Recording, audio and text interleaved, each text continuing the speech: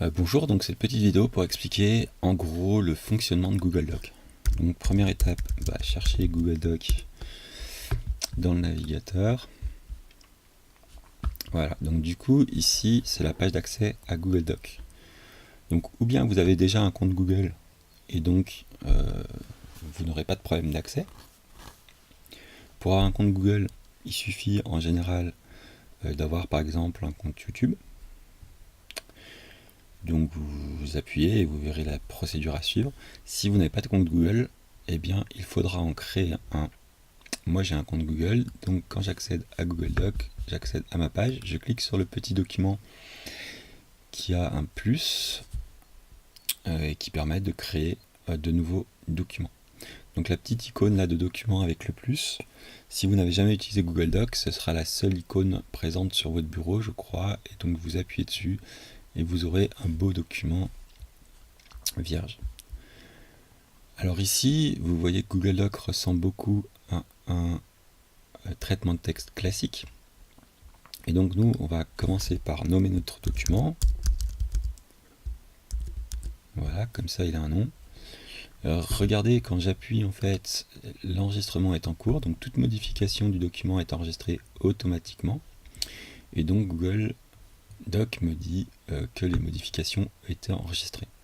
Donc veillez bien, notamment quand vous quittez votre document, que tout a été bien enregistré. Si vous avez une défaillance de connexion, par exemple, il se peut que l'enregistrement n'ait pas été fait. En ce cas, il suffit d'attendre que votre connexion revienne et que l'enregistrement se fasse. Mais regardez quand même ici si l'enregistrement s'est bien fait au fur et à mesure. Mais normalement, comme c'est écrit ici, chaque modification effectuée est automatiquement enregistrée dans Drive. Voilà. Alors du coup, on va voir plusieurs fonctions de Google. Nous, il y a deux types de fonctions qui nous intéresseront. Alors, des fonctions liées à la sauvegarde des documents et des fonctions liées au partage.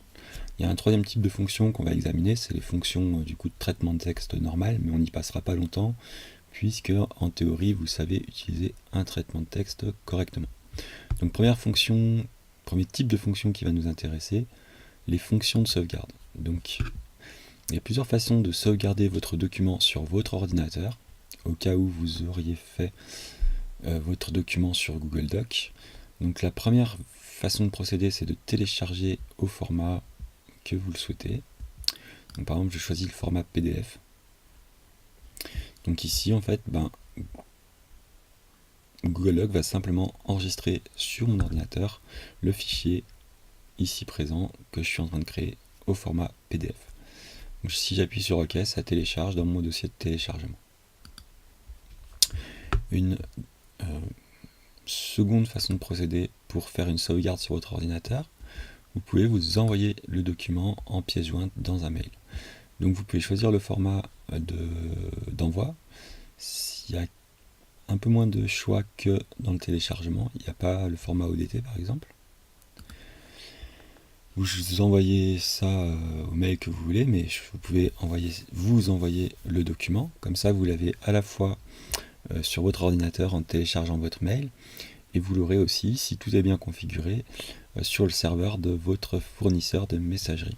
Et donc du coup, c'est très simple. L'avantage de cette deuxième façon de procéder, cette seconde façon de procéder, c'est que du coup, vous aurez trois copies. Une copie sur le serveur de Google Doc, une copie sur votre ordinateur, que vous aurez téléchargé avec vos mails, et une copie sur le serveur de messagerie. Donc du coup, vous aurez trois copies, ce qui est pas mal. Surtout si vous sauvegardez en plus, je sais pas, sur clé ou sur disque dur. Je vous conseille de bien effectuer vos sauvegardes si vous créez votre document dans Google, parce que les excuses informatiques du type le serveur de Google a planté, ou j'ai mal sauvegardé mon document, ou mon ordinateur a brûlé, etc., ne sont pas vraiment recevables comme excuses. Donc théoriquement, vous devriez avoir des sauvegardes de votre document. Donc veillez à faire des sauvegardes. Donc je vous rappelle, télécharger au format, envoyer par email en pièce jointe.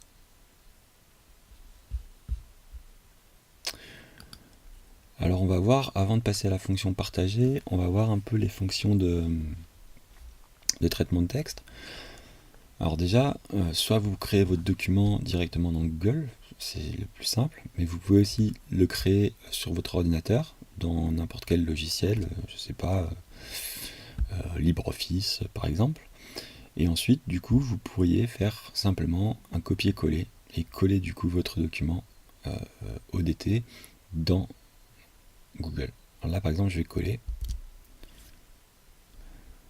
un document. Donc ce document, c'est un article d'un ami, Florian Kova, sur les connards. Et donc, on va supposer que je dois corriger cet article.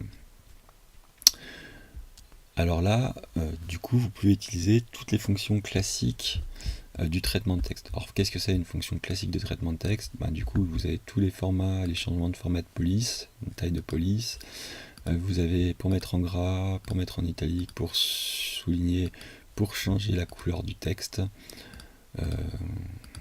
etc., etc., etc. Vous pouvez aussi du coup utiliser, ce qui est très pratique, les styles. Donc par exemple ici on met le titre sous un format titre. Les titres intermédiaires on peut les mettre avec un autre style. Donc c'est vraiment classique comme dans les traitements de texte habituels. Donc faire ça par exemple, ça nous permet, pour ceux que ça intéresserait, et ça peut être utile pour certains travaux, d'insérer par exemple une table des matières qui affiche les numéros de page. Voilà, donc il n'y a pas beaucoup de formats de table des matières, sauf si vous avez envie de programmer. Donc là je vais la supprimer parce qu'on n'en a pas besoin. Je supprime la table des matières. Donc, vous avez vu qu'il y a la possibilité de mettre à jour, etc. Donc c'est vraiment comme un traitement de texte habituel.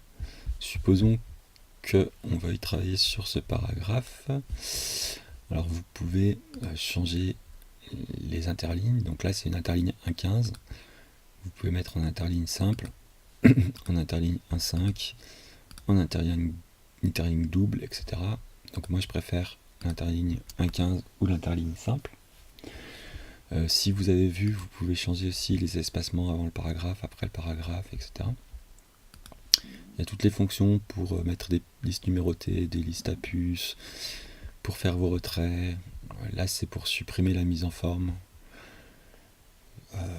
Voilà, donc toutes les fonctions normales du traitement de texte. Vous pouvez zoomer aussi si c'est trop petit. Par exemple, vous pouvez agrandir la page. Voilà. Donc là, pour moi, même si j'ai un grand écran, c'est trop grand. Je préfère le format A4 simple. Bien sûr, vous pouvez choisir aussi le format de votre page. Donc, il faut appuyer sur configuration de la page. Donc, vous pouvez choisir portrait, paysage. Vous pouvez passer en A3, A4, A5. Tous les formats classiques.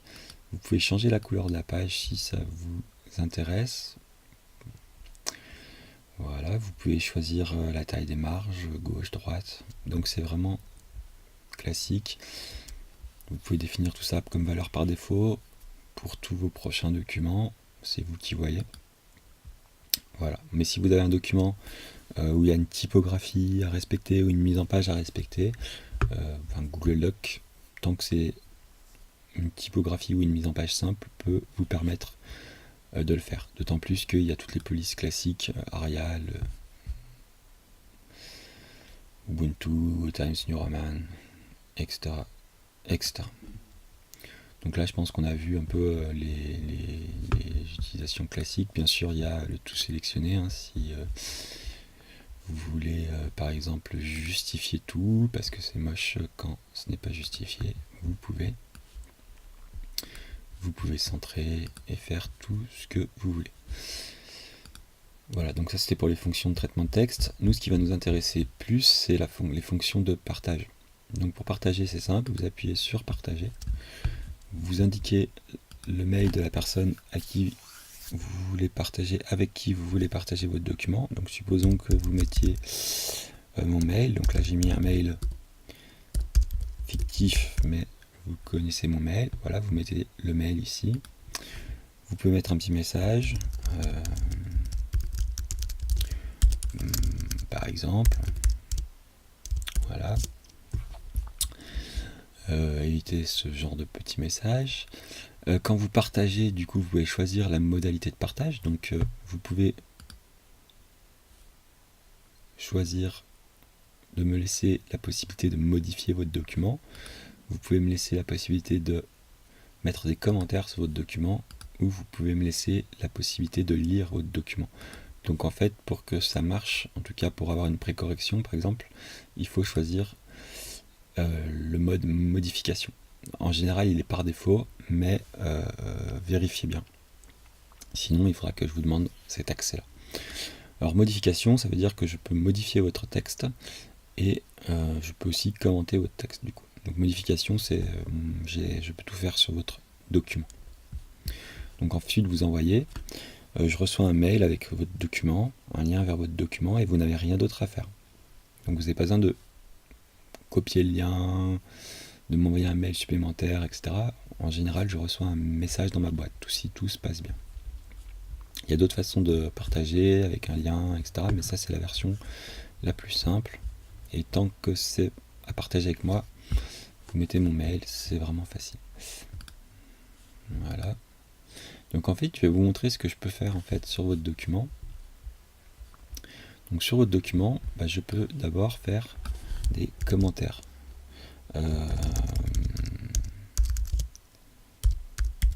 Par exemple, voilà, je fais un commentaire ici. Donc vous pouvez lire le documentaire et en fonction de ce que je mets comme commentaire, faire quelques modifications. Voilà, par exemple, je fais un petit commentaire sur le début du paragraphe, un petit commentaire sur la fin du paragraphe, et un commentaire sur la totalité du paragraphe, donc y compris les deux parties sur lesquelles j'ai déjà fait un commentaire. Et voilà, donc du coup vous avez 3 commentaires. Alors vous allez me dire, c'est un peu le bazar parce qu'on ne voit pas, etc. Mais c'est bien fait. Donc forcément, si vous cliquez sur le commentaire, vous voyez la partie de votre texte qui est concernée par ce commentaire. Voilà. Donc c'est très pratique. Moi je peux mettre vraiment beaucoup de commentaires. Je peux faire la longueur que je veux. C'est toujours très lisible. Et donc c'est un instrument de travail qui est assez performant. Outre le commentaire, du coup, moi je vais faire des suggestions. Donc je vous montre comment on fait des suggestions. Donc moi je ne vais pas choisir le mode édition, parce que dans le mode édition, si je fais une modification, et bien en fait, vous ne voyez pas que j'ai fait une modification, rien n'est indiqué, et vous n'avez pas de contrôle sur votre texte. Donc, ce que je vais faire, c'est que je vais utiliser le mode suggestion, et du coup, je peux vous suggérer directement des choses, donc réécrire par exemple votre texte, et vous pourrez accepter ou refuser ma suggestion. Donc là, si vous refusez ma suggestion, on revient au point de départ.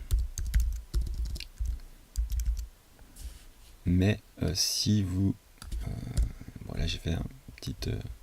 c'est bon. Ça marche. Si vous décidez d'accepter ma suggestion, du coup, voilà, vous obtenez tout de suite le texte que je vous propose. Sans effort, il suffit juste d'accepter. En général, je suggère des corrections d'orthographe, etc. Donc il vaut mieux accepter. Mais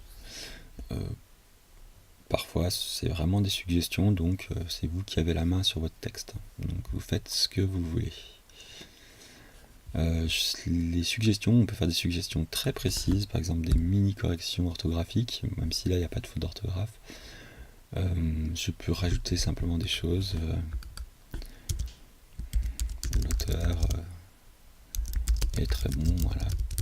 Par exemple, et vous pouvez accepter de garder en fait, ou de supprimer mes suggestions. Donc là j'ai supprimé ma suggestion. Là je ne supprime pas le E puisqu'il n'y a rien à corriger. Et donc voilà, vous avez profité des suggestions. Il y a une petite chose qui peut vous être utile, c'est l'enregistrement des versions, notamment si c'est un document comme un dossier, par exemple, à rendre ou des choses comme ça. Vous pouvez nommer les versions. Donc, par exemple, supposons que cette version, ce soit une sorte d'aboutissement déjà, donc je vais la nommer, par exemple version 1, je l'enregistre. Voilà, et du coup, je peux ensuite aller dans historique des versions, et j'affiche l'historique des versions, et donc j'ai la première version, le document vierge en général quand j'ai ouvert. Ensuite, j'ai la version 1, et comme je n'ai pas fait de modification depuis 1, je retourne là où j'en étais. Si par exemple je fais une petite modif ici de titre, donc je reviens au titre initial, je l'accepte, je nomme la version actuelle, donc là je la nomme 2 par exemple, voilà, et dans l'historique des versions, donc j'ai la version 2, celle qui est en cours, et j'ai la version 1. Donc ce qui est pratique, c'est que dans les historiques, vous avez conservé les versions antérieures auxquelles vous pourrez revenir si c'est nécessaire. Voilà, donc là je vais rester sur la version 2, je retourne à 2, et voilà. Donc je pense que je vous ai montré suffisamment de fonctions, en tout cas pour que vous puissiez utiliser Google Docs pour les précorrections. Merci d'avoir suivi cette vidéo un petit peu longue sans doute, et à bientôt.